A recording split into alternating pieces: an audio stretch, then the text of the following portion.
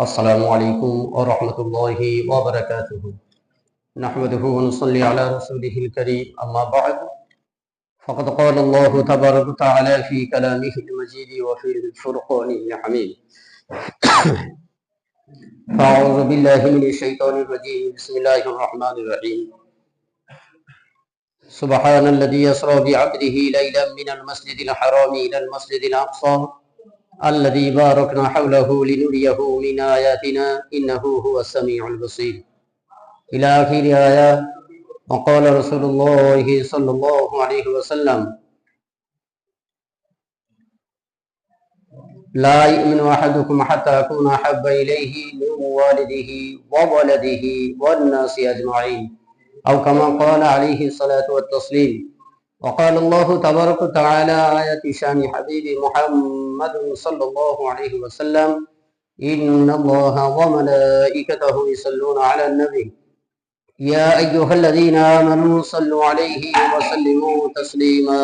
اللهم صل على سيدنا مولانا محمد وعلى آله وأصحابه وبارك وسلم. اللهم صل على سيدنا مولانا محمد وعلى آله وأصحابه وبارك وسلم. উপস্থিত শ্রদ্ধেয় ও সম্মানিত আমার দিন দরদিন কাজ পরহেজগার আল্লাহ আল্লাহ ভীরু ধার্মিক মুমিন মুসলমান, জ্ঞানী গুণী সুধী বুদ্ধিজীবী মানি সম্মানী বয়োজ্যেষ্ঠ আমার বাবাজি সকল, সমবয়স্ক বয়কনিষ্ঠ আমার ভাই ও বন্ধু সকল, আল্লাহ পাকের আজিম ও শান দরবারে সর্বপ্রথম লাখ কোটি শুকরিয়া ও কৃতজ্ঞতা জ্ঞাপন করি যে রব্বুল আলামিন করুণার আধার আমাদের প্রতি করুণা করে ভালোবেসে মায়া করে আল্লাহ তাবারক তাআলা এই নোংরা পরিবেশ থেকে, কর্মবহুল পৃথিবীর কর্মক্লান্ত থেকে আমাদেরকে বেছে বেছে চুনে চুনে নির্বাচিত নির্ধারিত করে আল্লাহর মনোনীত জায়গা অর্থাৎ মসজিদে আসার মতো এবং তার মহান হুকুম পালন করার মতো, দিন সংক্রান্ত বিক্ষিপ্ত কিছু বলার মতো শোনার মতো সুযোগ করে দিয়েছেন বা তৌফিক এনায়েত করেছেন। তার শুকরিয়ার্থে কোরআনের পরিপূর্ণ ভাষায় একবার বলি আলহামদুলিল্লাহ। তারপরে পরে লাখ কোটি দরুদ ও সালাম প্রেরিত হোক, বর্ষিত হোক, নাজিল হোক, উদযাপিত হোক আমাদের নবী, বিশ্ব নবী তো জাহানের বাদশাহ রহমাতুল লিল আলামিন জনাব আহমদ মুস্তাফা মুহাম্মদ মুস্তাফা সাল্লাল্লাহু আলাইহি ওয়াসাল্লামের উপরে এবং তার পরিবার পরিজনের উপরে এবং তার একনিষ্ঠ সাহাবী ইকরাম রাদিয়াল্লাহু তাআলা আনহুম আজমাইনদের উপরে। সম্মানিত উপস্থিতি, আল্লাহ রাব্বুল ইজ্জত আমাদেরকে দুনিয়াতে পাঠিয়েছেন আল্লাহ তাবারক তাআলার হুকুম তামিল করার জন্য, আল্লাহ তাবারক তাআলার হুকুম মান্য করার জন্য। আল্লাহ তাবারক তাআলা ক্ষণস্থায়ী জিন্দেগি আমাদেরকে দিয়েছেন এবং আমাদের মধ্যে ওই ব্যক্তি বুদ্ধিমান বা ওই ব্যক্তি চালাক যে কিনা আখিরাতকে প্রাধান্য দিয়ে বা গুরুত্ব দিয়ে, যে দুনিয়াকে তুচ্ছ তাচ্ছিল্য মনে করে কবরের জিন্দেগিকে প্রাধান্য দিয়ে, মিজানের জিন্দেগিকে প্রাধান্য দিয়ে এবং পরকালে আমার যে হিসাব নিকাশ হবে সেই জিন্দেগির কথা স্মরণ করে আল্লাহর খৌফ ও ভয় বা ডর অন্তরের মধ্যে রেখে বান্দা সেইভাবে আল্লাহর হুকুম তামিল করবে, আল্লাহর হুকুম আহকাম গুলো গুরুত্ব দিয়ে বা প্রাধান্য দিয়ে বান্দা চলবে। আর যে বান্দা আল্লাহর হুকুমের মধ্য দিয়ে এবং নবী করিম সাল্লাল্লাহু আলাইহি ওয়াসাল্লামের জীবন আদর্শের মধ্যে দিয়ে তার জীবন অতিবাহিত করবে বা পরিচালনা করবে, ওই ব্যক্তি দুনিয়াতে কামিয়াবি হবে এবং আখিরাতেও কামিয়াবি হবে। আর যে আল্লাহর হয়ে যাবে, আল্লাহ তাবারক তাআলা তার আপদে বিপদে মুসিবতে এবং তার যে কোনো সমস্যায় আল্লাহ তাবারক তাআলা ফেরেশতার মাধ্যমে তার সহযোগিতা করবে বা তার হেল্প করবে তাকে।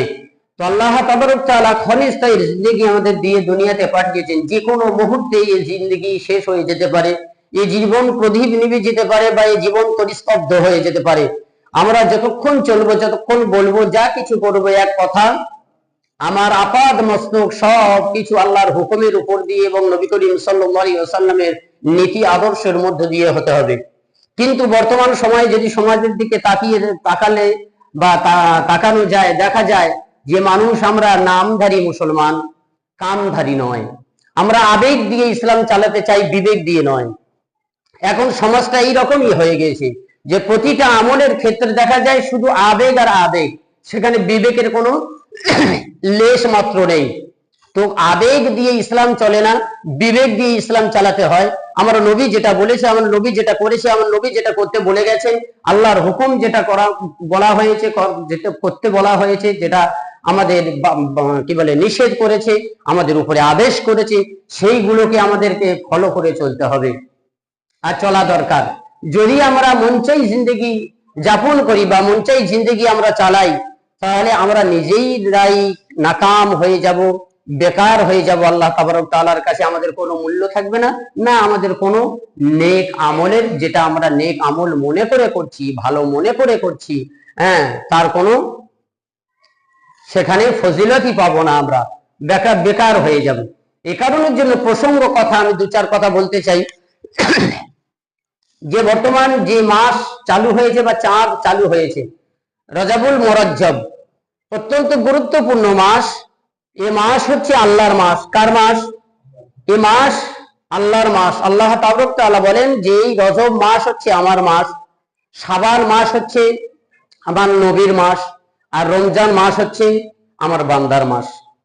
আল্লাহ রাসূল সাল্লাল্লাহু আলাইহি ওয়াসাল্লাম বলেছেন হাদিস পাকে যে রমজান মাস হচ্ছে আমার উম্মতের মাস, আর শাবান মাস আমার মাস, রজব মাস আল্লাহর মাস।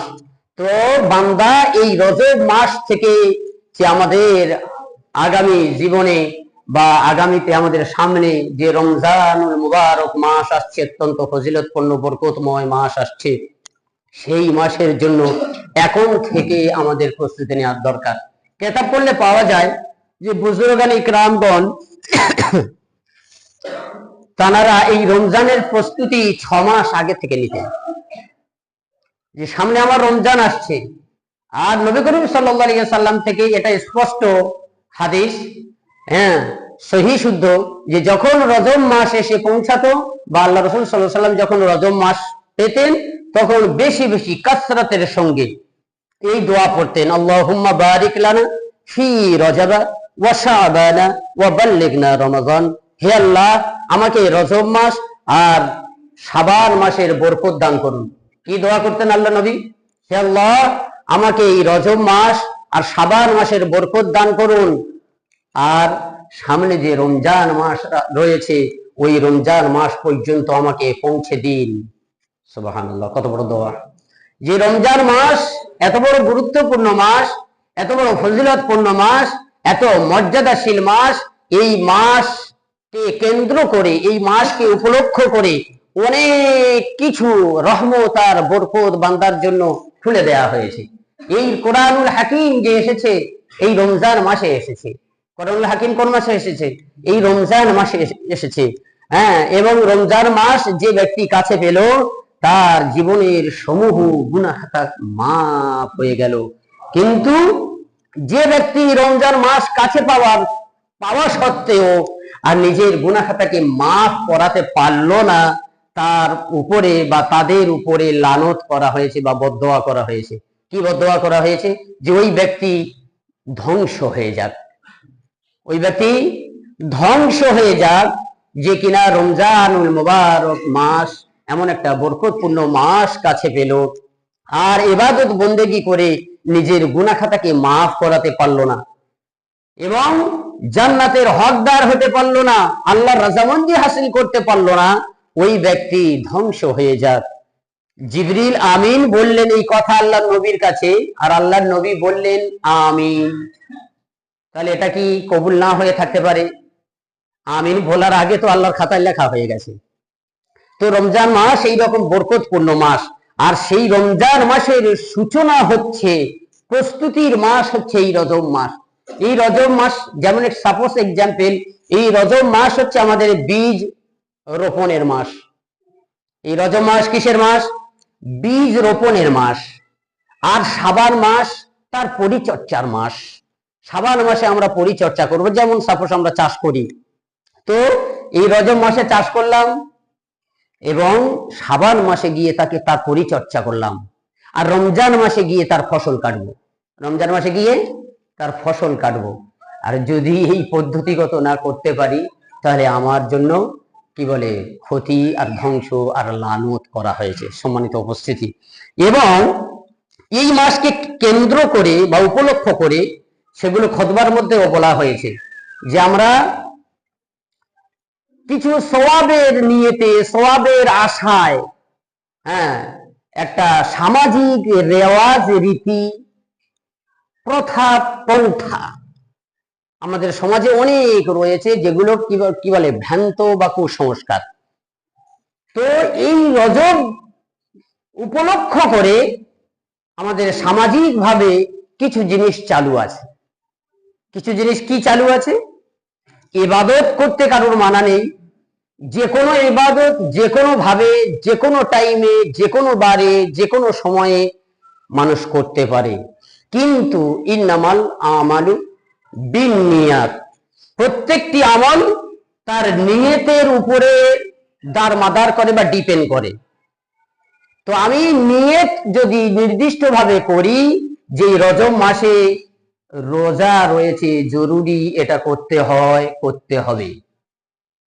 রোজা রাখতে কারোর মানা নেই, নামাজ পড়তে কারোর মানা নেই।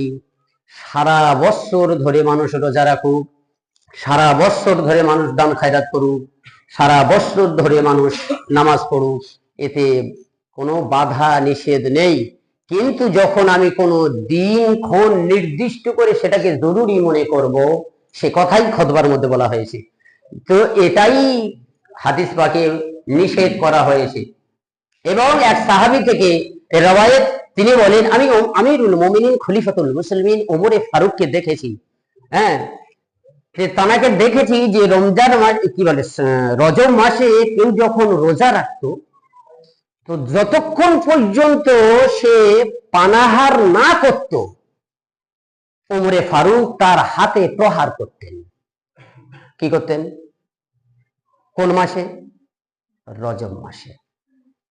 এই রজব মাসে নির্দিষ্ট দিনক্ষণ ঠিক করে সিলেক্ট করে, যে এই দিনে বা এই তারিখে বা এই সময়ে বা এই উপলক্ষ করে আমার রোজা রাখতে হবে, আমাদের রোজা রাখতে হয়। রোজা রাখুক, সারা বছর ধরে রাখুক, বছরে 5টা দিন বাদ দিয়ে সারা বছর মানুষ রোজা রাখুক, এতে নিষেধ নেই। আমি যে কথাটা বলতে চাচ্ছি সেইটা বোঝার চেষ্টা করতে হবে, হ্যাঁ। কিন্তু এই যে দিনক্ষণ নির্দিষ্ট করে বান্দা যখন রোজা রাখবে বা নামাজ পড়বে, যেটা এই কারণে করতে হয়, সেটাই নিষেধ করা হয়েছে হাদিস পাকে, যে বান্দা যেন এটা না করে এবং আমার উম্মতরা যেন এটা না করে। উম্মত কি করবে? যেটা আমার নবী করেছেন, যেটা আমার নবী করতে বলেছেন, যেটা আমার নবী দিয়ে গেছেন, সেটাই আমরা করব, সেটাই আমাদের জন্য আদর্শ, সেটাই আমাদের জন্য গুরুত্বপূর্ণ। আর যদি নবীর সুন্নত থেকে আমরা বাড়িয়ে গিয়ে হ্যাঁ যে কোনো আমল করি, এর আগেও বলা হয়েছে যে আমাদের প্রতিটি আমল, প্রতিটি কর্মকাণ্ড আল্লাহ তাবারক তাআলার কাছে গ্রহণযোগ্যতা পাওয়ার জন্য মৌলিক এবং মোটা দাগের 3টি শর্ত আছে। আর তার মধ্যে একটি শর্ত হচ্ছে যে আমি যে কাজটা করব সেটা যেন নবী করিম সাল্লাল্লাহু আলাইহি ওয়াসাল্লামের আচরিত পদ্ধতিগত হয়। আল্লাহ নবী যেমনটি করেছেন, যেমনটি বলেছেন, যেমনটি করতে বলেছেন, তেমনটি যেন হয়। যদি না হয়, তাহলে সে ইবাদত, সে কি বলে ভালো আমল, আমি ধারণা করছি সেটা মূলত আল্লাহর কাছে ভালো আমল নয় বলে গণ্য হবে না। ডিস্টার্ব হচ্ছে। এ কারণের জন্য আমাদের প্রত্যেককে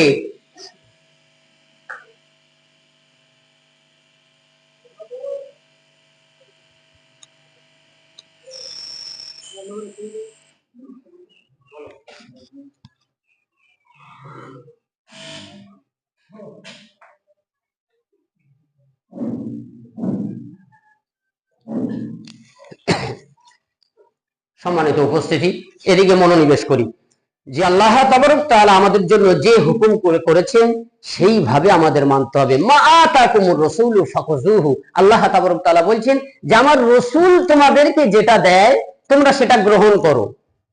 ওয়া মা নাহাকুম আনহু ফান্তাহু, আর আমার রাসূল তোমাদেরকে যে কর্মকাণ্ড থেকে, যে কর্মকাণ্ডগুলো নিষেধ করেছেন তার থেকে তোমরা বিরত থাকো।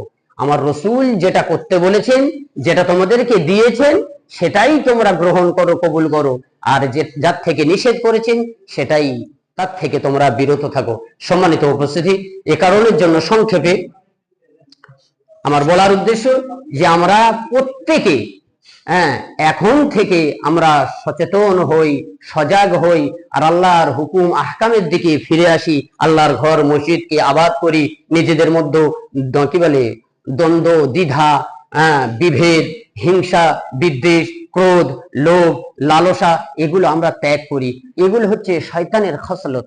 এই মানুষকে ধ্বংস করার এইগুলো হচ্ছে মূল হাতিয়ার। মানুষের মনের মধ্যে অহংকার সৃষ্টি করে দেয়া, এটা শয়তানের ওয়াসওয়াসা। মানুষ অহংকার করবে, মানুষ হিংসা করবে, মানুষ বিদ্বেষ করবে, এর থেকে ফিতনা ছড়াবে, এর থেকে একে অপরের সম্পর্ক ছিন্ন হবে, আত্মীয়তার সম্পর্ক বিচ্ছেদ হবে, এর থেকে সমাজ ফিতনায় জর্জরিত হয়ে যাবে। এ কারণের জন্য এই সমস্ত আচার আচরণ থেকে আমরা ফিরে আসি এবং আল্লাহর হুকুম আর নবী করিম সাল্লাল্লাহু আলাইহি ওয়াসাল্লামের নীতি আদর্শের উপর চলার চেষ্টা করি। সংক্ষেপে দু চার কথা যা বললাম, আল্লাহ তাবারক তাআলা আমাদের প্রত্যেককে